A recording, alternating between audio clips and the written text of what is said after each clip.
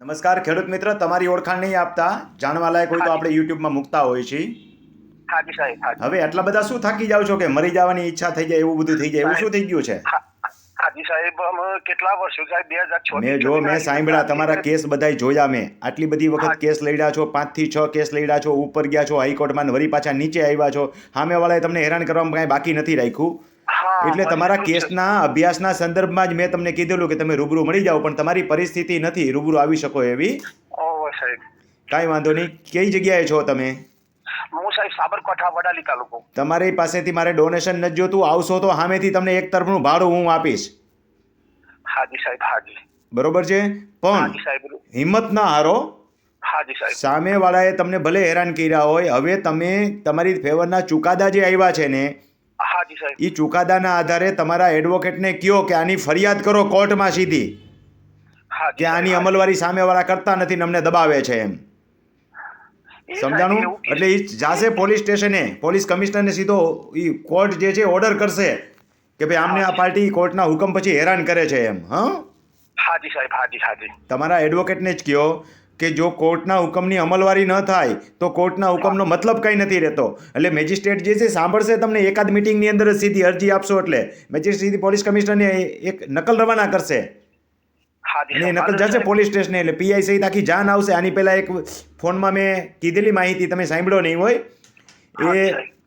એમાં અધિકારીઓ જે છે એ કોર્ટના હુકમને ઘોડીને પી જાય છે. તે ડીસીપી ને પીઆઈ બધા જે છે નહેર ઉપરના કામકાજમાં જ્યાં રસ્તો બ્લોક હતો ને ખેડૂતનો પ્રશ્ન હતો ત્યાં હાજર થયા છે. મેં 6-1 વખત એને ફોનમાં માહિતી આપી અને 3-4 મહિનામાં એ રિઝલ્ટ સુધી પહોંચ્યા કે આખી જાન જે છે એ જોડાઈને આવી ભાઈના ખેતર સુધી. આવવું પડે કોર્ટનો ઓર્ડર હોય એટલે. હિંમત નહીં હારતા. આ દેશના કાયદાઓ છે ને એ દુબઈ જેવા નથી કે તાત્કાલિક એનો અમલ થાય, પણ ધીમા ધીમા થાય ખરો. સાહેબ કશું થાય તો ના કા જમીનમાં શું કરવું છે? જમીનમાં કશું શું કરવું છે? એમના સાહેબ એ લોકો સાહેબ શું છે, એમના ગામ નજીક જમીન છે, મારા ગામથી 4 કિલોમીટર દૂર, એમના ગામના નજીક છે. સાહેબ આમ કશું કરતા નહીં, એ જમીન પહેરી નહીં જાય, વાવતા નહીં, પણ અમને વાવવા નહીં દેતા. બસ 50 લાખ રૂપિયા આપો પછી વાવો. હું એ જ કહું છું કે તમે એટલે સુધી કોર્ટમાં લડી આવ્યા છો કે હાઈકોર્ટ સુધી અડી આવ્યા છો, પાછા નીચે ઓલા લોકો તમને હેરાન કરે છે, તો કોર્ટના હુકમનો અનાદર કહેવાય.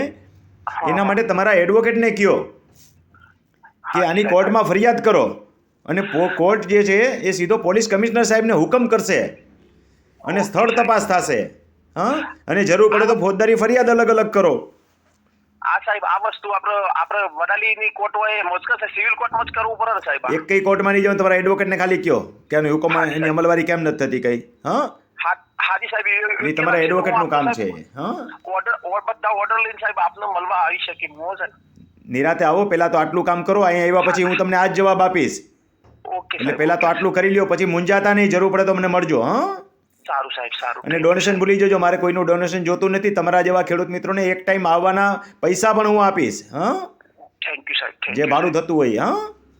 થેન્ક યુ સાહેબ. પણ હિંમત નહીં હારવાની, કાયદાકીય રીતે લડત આપવાની આપણે.